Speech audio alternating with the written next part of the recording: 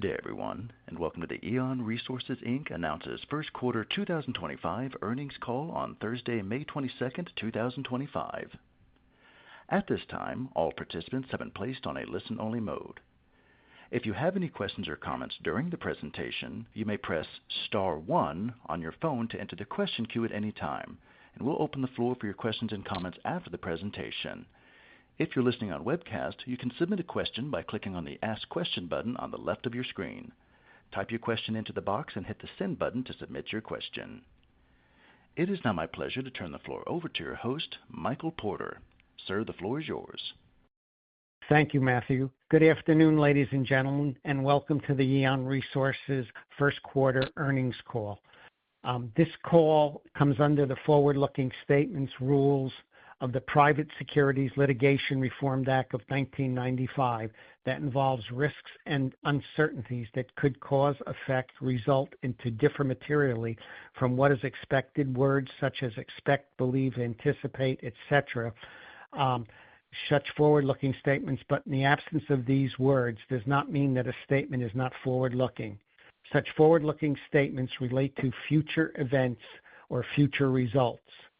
Any results and changes that are material, the company's expectations are disclosed in the company's documents filed from time to time with EDGAR and with the Securities and Exchange Commission. And without further ado, I'd like to introduce Dante to you. Dante, the floor is yours. Thank you, Mike. All of you, thank you for dialing in. It's a warm day in Houston here in the afternoon. I just got my air conditioner fixed, so I'm in a very nice way to be speaking with each of you.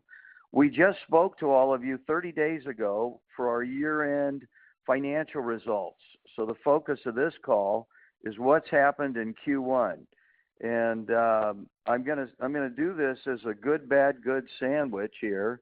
So the good, of course, is we've got this wonderful asset. We all believe in it. This management team is committed to making this thing much bigger, much more profitable than it is today. And we've made a lot of progress on the things we mentioned a month ago, advancing the financing to retire all of our senior debt and our seller debt. We'll talk a little bit about that. We've made great advances to find a driller that will bring money and drill, and we put this out on our website, 50 San Andreas horizontal wells, and I was delighted to hear that one of our potential drilling partners said, oh no, it's not 50, it's 90. And these are big wells. These are big wells. We're talking about 400 plus barrels a day per well. So those kind of jump way up to the top of the list of the good. On the bad side, in the last quarter, oil prices have been down. Our stock has been down. Our debt has stayed about the same. We continue to pay down our debt, but we still have high debt. We don't make money each month, but we've been reducing our costs to cut the amount of loss that we have each month. That's kind of a good story out of a bad story. And we are short of capital. We need to invest more money than we are in the field, but right now our priority is just pay our bills. So a lot of our cash goes to that. So on to the slide that you have as slide 1, we're trending in the right direction. If you compare what we did year-end last year to what we did in Q1, we lowered our cost and we lowered our loss per quarter. I'm figuring, and if you cut through all the, I'll say the accounting rules and get to our cash loss per month, we're close to probably $400,000 right now as a run rate that we need to find, either through increased production or increased costs. Reduced cost or increased production. There, now I got it right. And that's almost twice as good as it was this time last year. And a lot of these cuts were responding to lower commodity pricing, even though we're hedged. We're hedged at 70+%, meaning we get $70 a barrel. Even if today oil prices are 55 or 60 or 62 or whatever they are, we get 70. The financing to retire our big debt is worth talking about. So that's occupying most of my time and a lot of our team's time. So we met with OnStream in Dallas this past week.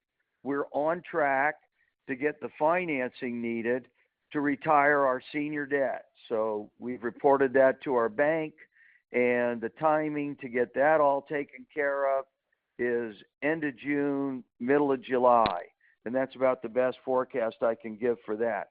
Part of the OnStream financing is to also give us $9.5 million to do workovers.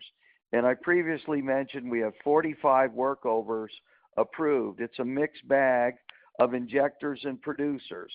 We are a water flood producing field, which means we need producers that are completed in our water flood zone, which right now the Seven Rivers is our dominant zone. At the same time, we need water injectors injecting water in those same zones. So you're going to hear Jesse when he gets on talking about that.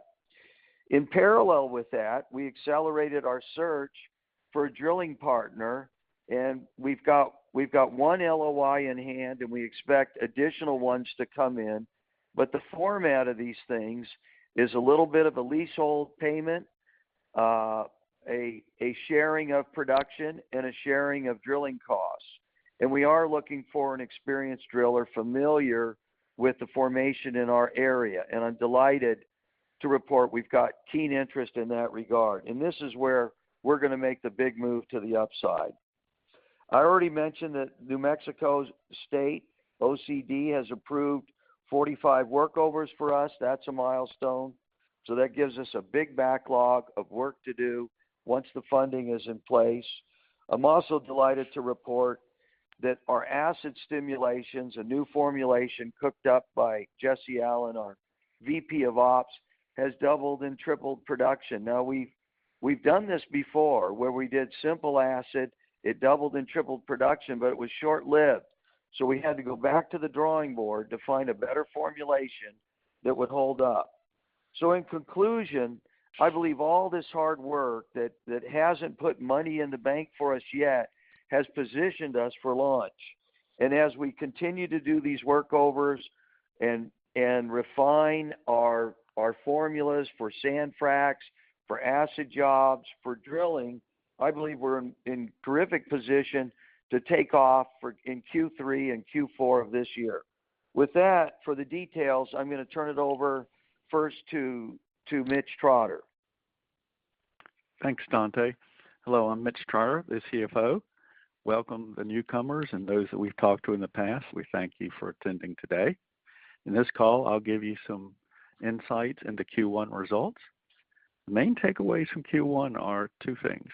Cost reductions are starting to materialize. Efforts to clean up the balance sheet continue. On the cost reduction side, G&A cost reduction will be discussed on a later slide. The LOE, the leasehold, the field expenses have dropped to $683,000 per month in Q1. This is down from what we were talking about last year, where it ranged from $700 to $750 per month averages. Another area of reduction is interest expense has dropped $165,000 for the quarter, and that's due to note conversions in our efforts to clean up our balance sheet. Now I want to hit on something else. The income statement, you look at it, it's all over the place, and that's part of what Dante was saying. It's due to non-cash items that don't really reflect the running of the business. So in past calls, we've drilled down to all the puts and takes of these items.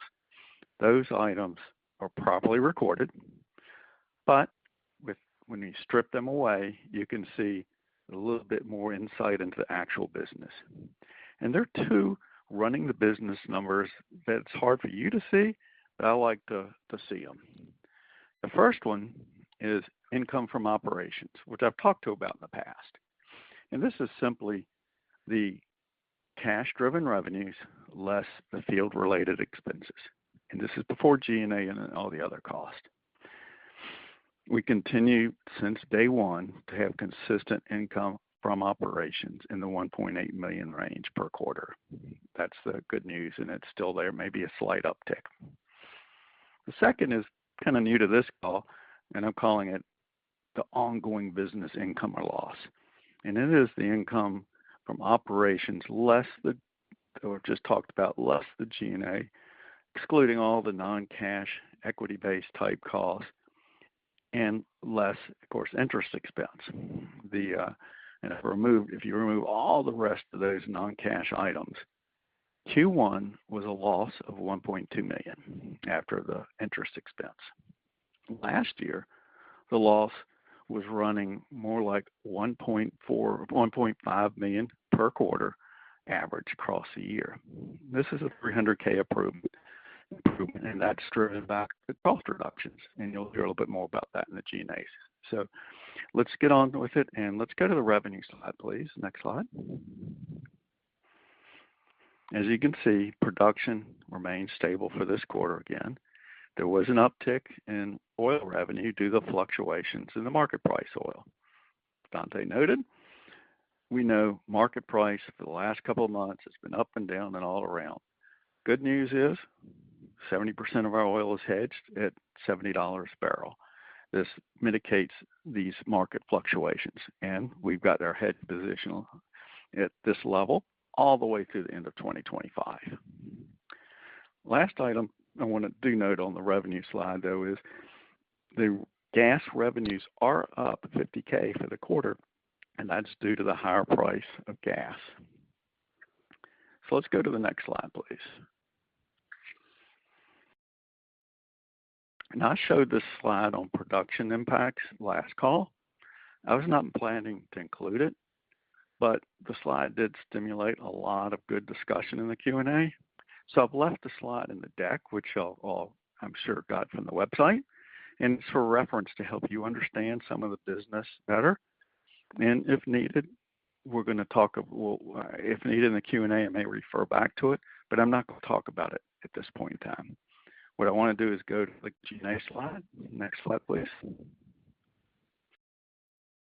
Now, we have a plan, we've stated, to reduce G&A costs across the entire year. And some reductions have started in Q1. First, the salaries and fees decreased by $225,000 in Q1 over last year, or this is approximately $1 million a year run rate for the year. Second area, Q1, the professional fees, legal, audit, consulting, they're slightly down from last year's average per quarter. Now, a significant portion of these stem from acquisition filings, complicated instruments, balance sheets, settlement agreements, trailing legal matters. We do expect these to drop off dramatically after Q2. Third area cost reduction is the insurance costs are down $75,000 per quarter, and that's just due to renewal rates that we've negotiated. So let's move on to the balance sheet, please. Next slide. Not going to spend a whole lot of time here, but I do want to mention the company has made and is continuing to make improvements to the balance sheet. As I reported before, the FPA liability went away in Q4 of last year. Now we'll discuss some other Q1 improvements, but I'm going to do that on the equity slide. So let's flip to the debt structure slide. Now, there's really nothing new here, so it's there for your reference. I want to go ahead and move forward to the equity slide, please. Okay, now there are a couple of changes in equity as we clean up the balance sheet. First, there is no more Class B common stock. It's all Class A common stock, so that messiness is gone. The number of warrants outstanding, they have dropped by a couple of million with our exchanges to long-term convertible notes. Correspondingly, the warrant liability has also dropped by $1.6 million from the balance sheet. Now, next slide, please. Now, just like the production impact slide, I showed it on the last call. I wasn't going to include it, but it did stimulate a lot of good discussion, so people wanted to review it. So I've left it in there to help you understand our business better.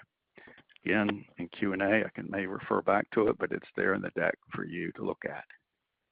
So for the financial section, starting to wrap it up, I want to repeat, we have a key focus on reducing costs, which have started to materialize, and efforts to clean up the balance sheet continues and will continue in the future. So now I want to move it on to Jesse to review operations. Thank you. Yes, thank you, Mitch. I'm Jesse Allen, the VP of Operations, and today I will briefly discuss some of the highlights of 2024. Some of them are very important, and just want to jog everybody's memory on those. But more importantly, I'll talk about what we're doing currently in Q1 of 2025 to increase our production. So first, though, I want to start with safety.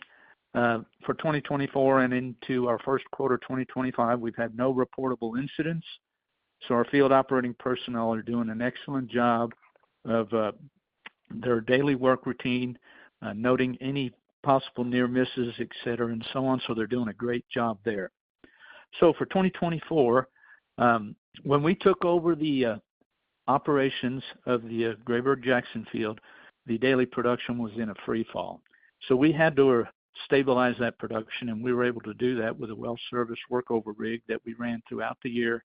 And we were able to stabilize production in the 925 to 950 barrel oil per day range. But, and so that was a good thing. And we continue those efforts, of course. And then in order to stabilize that production, we did several upgrades throughout the field, flow line repairs, electrical repairs, purchased some key equipment that helped us reduce LOE. And so that's a good segue into the LOE, which both Mitch and Dante have mentioned. At the beginning of 2024, we were in the $780,000 range, $750 to $780. Slowly, we were able to reduce it to $700,000 per month for our lease operating expense. And currently, here in quarter one, we're at $683,000 per month. So let's move on to the more important stuff. So next slide, please. What are we going to do to increase production? And we've already initiated several programs and concentrating our effort on doing that. We did several sand frac treatments using low temperature resin coated sand, which will help keep the sand in place and not cause us operational problems having to pull downhole pumps, etc. So that's been successful. And the first couple wells, one came in a little over 20 barrels of oil a day, and the other one we're still in the process of testing. In addition, we've initiated an acid treatment program, new formulation, a little bit larger jobs to sustain the production. And as Dante mentioned, we basically doubled and tripled production on the first two wells we did. And as a matter of fact, we are doing 2 additional jobs today. And so there'll be some news the next time that I'm on those wells that we acidize. In addition, we always have a continuing effort of bringing down producing wells and down injection wells back online.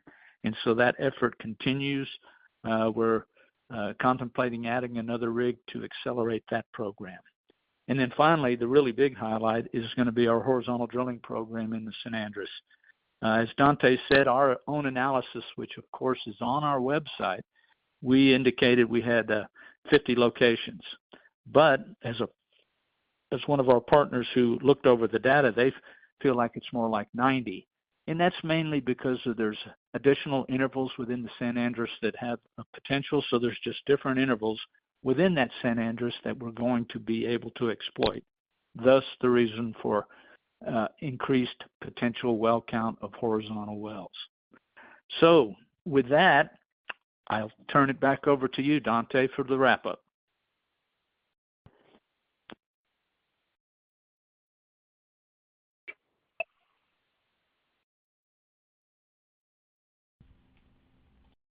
Dante, are you there? I'm here. I was on mute. I apologize. Sorry about that. Guys, I'm giving our walk-away points or our takeaway points from this quarter. We're positioned for big-time debt reduction.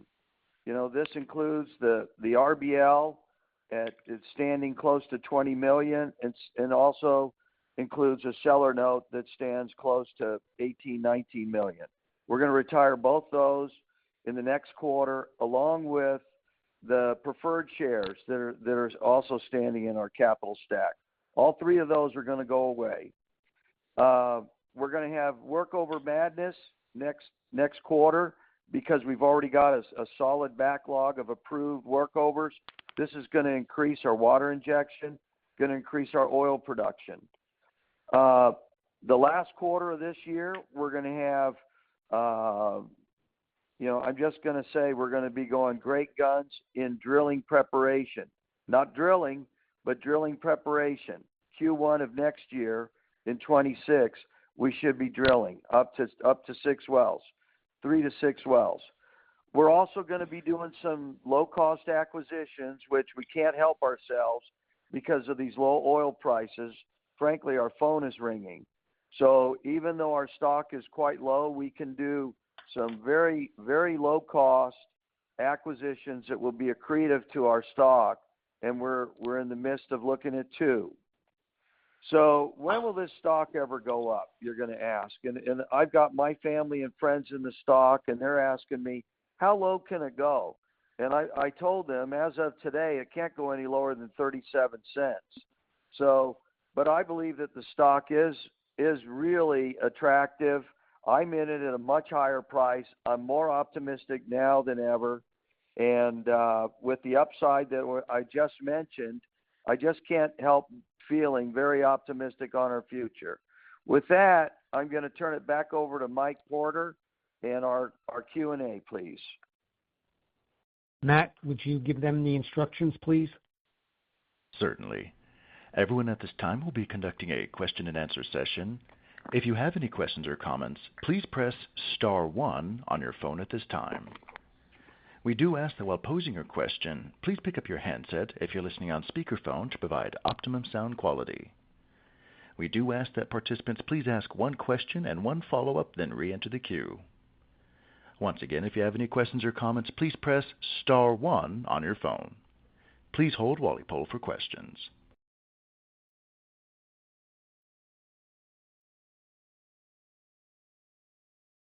Thank you. Once again, everyone, if you have any questions or comments, please press star, then 1 on your phone.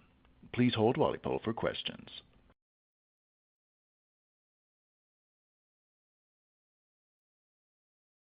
Thank you.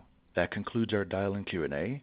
For those listening on the webcast, you can submit a question at this time by clicking on the Ask Question button on the left of your screen. Type your question into the box and hit the Send button to submit your question. I'll now turn the call over to Michael Porter for remaining questions. Thank you, Matt. Guys, the first question that came over the internet is, can you give us some color on your gas operations and what you think the future in gas will be for the company? Yeah, let me field that one, guys, if I could. So, first off, gas prices have behaved much better than oil prices, and our gas revenue is up. So we're happy about that, and it's a very good question because we're looking at gas. We're looking at gas opportunities, and I'll just say we're looking at gas opportunities in the U.S., and we're also looking at unconventional gas.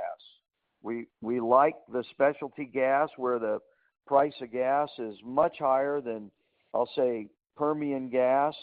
So, just as for example, helium costs closer to $400 or $500 per MCF.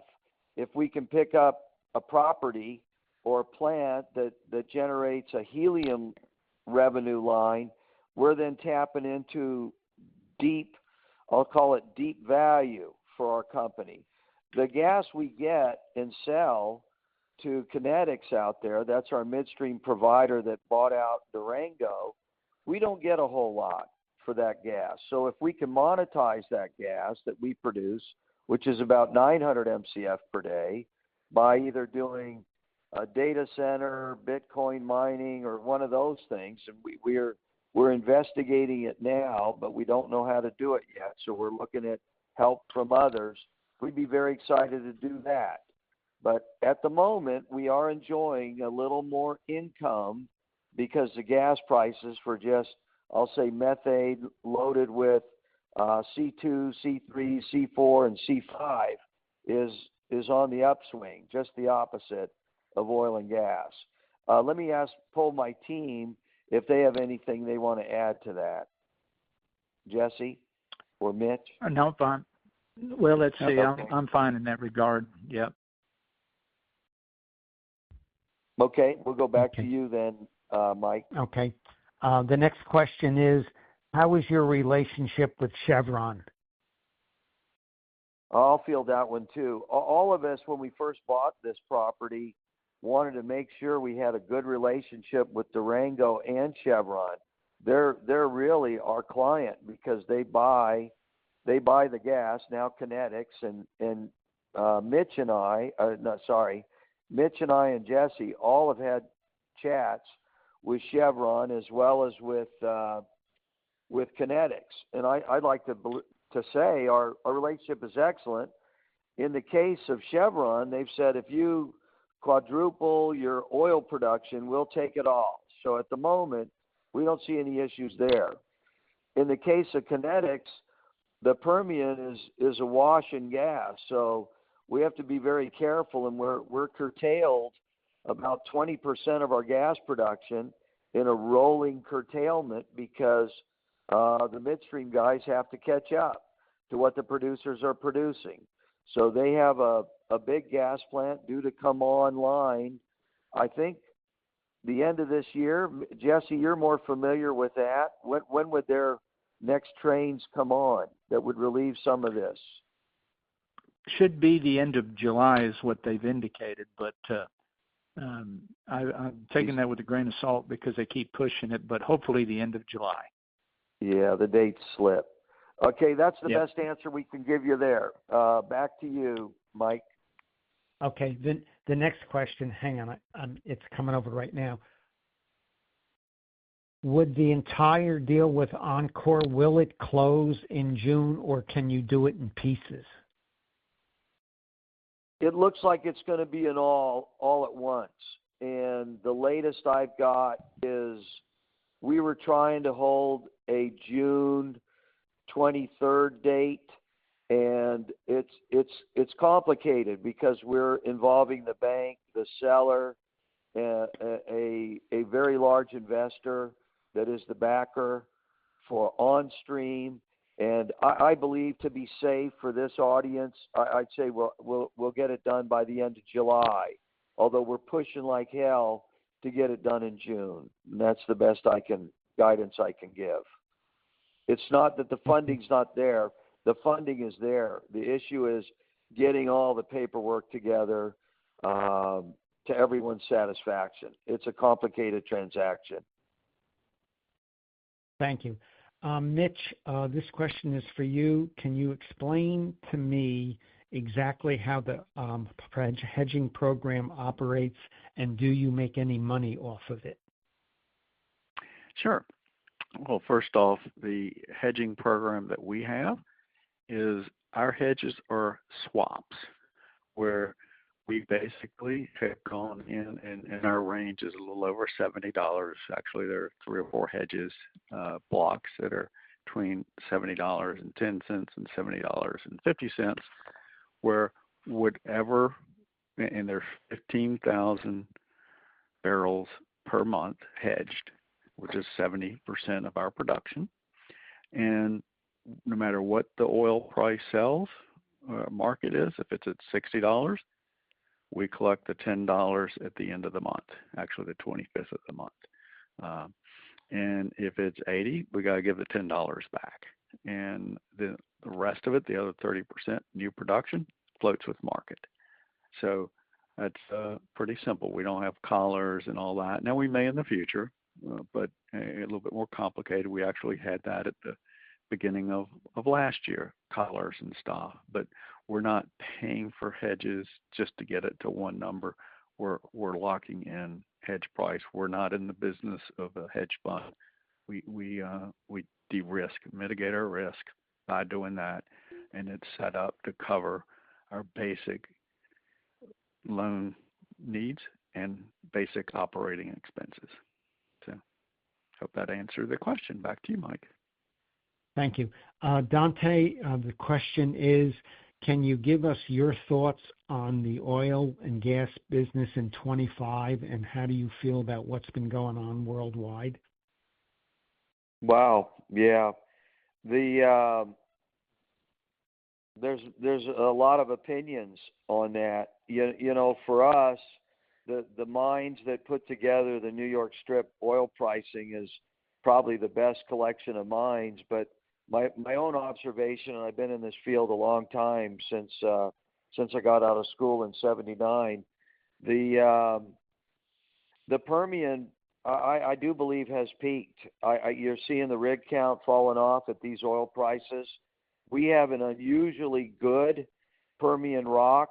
I don't believe that we're going to be phased, even if oil prices are in the low 60s or high 50s. Certainly if we're in the low 50s, that'll readjust our focus to be just workovers, which are lower capital costs and faster payouts. But I think the world can't produce 100 million barrels a day infinitely, and the world continues to increase in demand. So my own belief is we're going to trade in this. It's pretty easy to say 60 to kind of 80 range, and we're at the bottom of that range. And if we go below 60, it won't be for long, because you'll see the drilling rigs all dry up. And right now, more production's coming out of the Permian than any other oil field. So if the Permian continues to drop, and every new well drilled, almost everywhere in the world, it's almost like this, other than there's one field off of northern South America that's doing quite well. But other than that, every new well does worse than the previous well. So if we drill a new Permian well, it does worse than the older good Permian wells a decade ago or 20 years ago. So we're going to fight that. We're going to fight that and drill better wells. We're going to have better workovers, and we're going to enjoy, we believe, $70 a barrel. And as oil goes up, and it will go over 70, we'll look to hedge the 26 production at 70 again. So I think 70 is a fair price. It's going to go up and down from there, but I think generally it's going to level out around 70.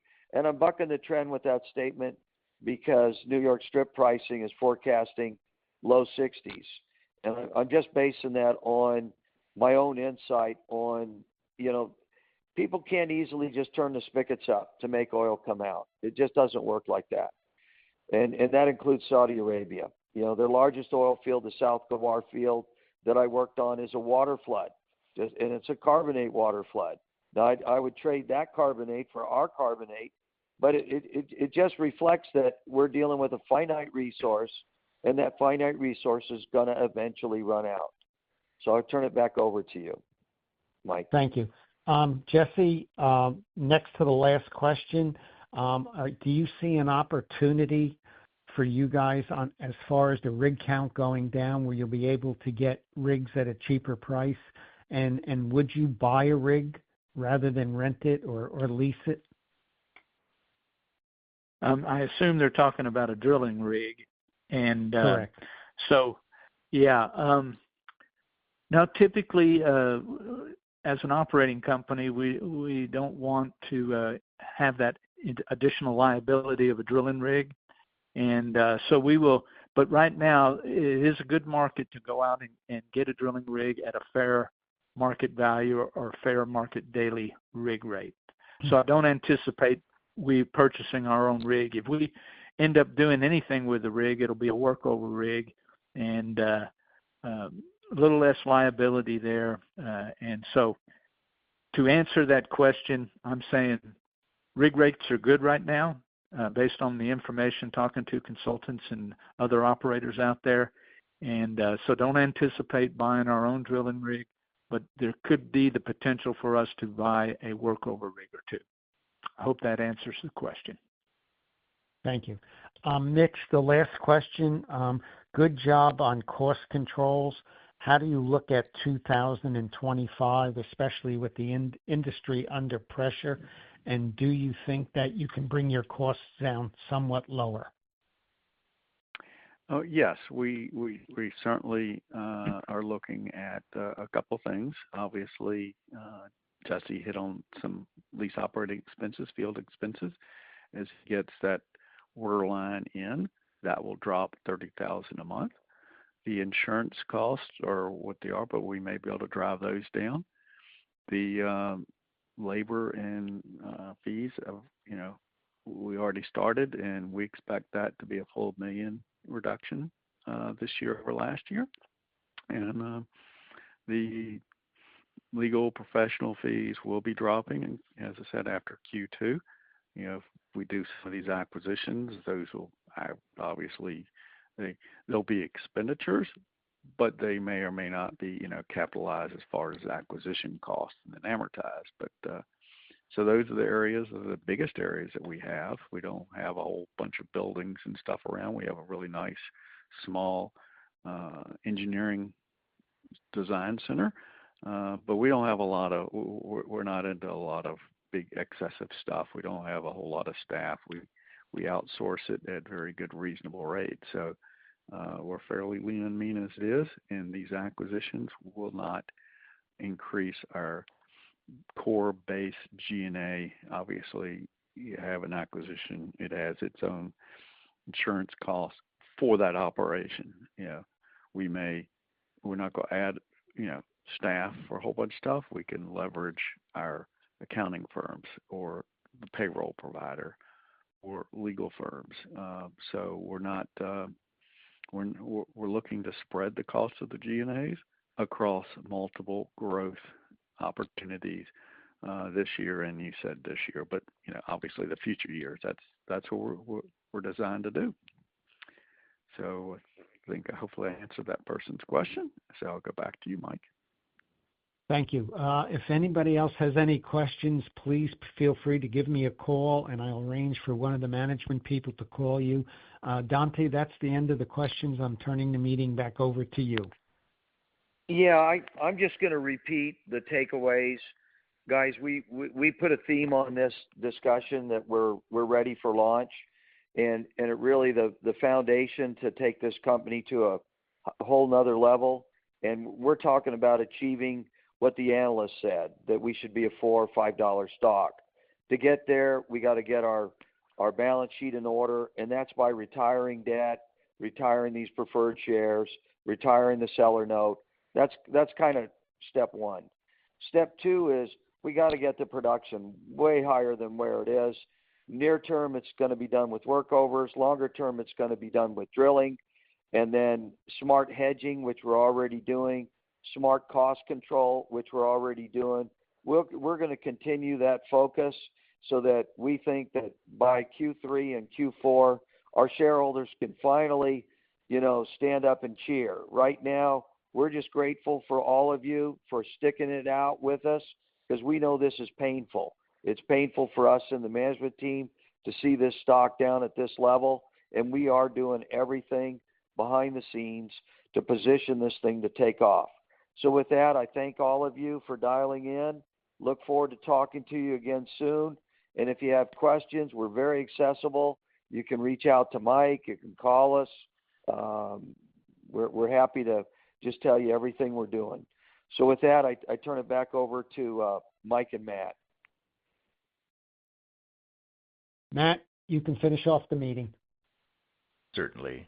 Everyone, this concludes today's event. You may disconnect at this time and have a wonderful day. Thank you for your participation.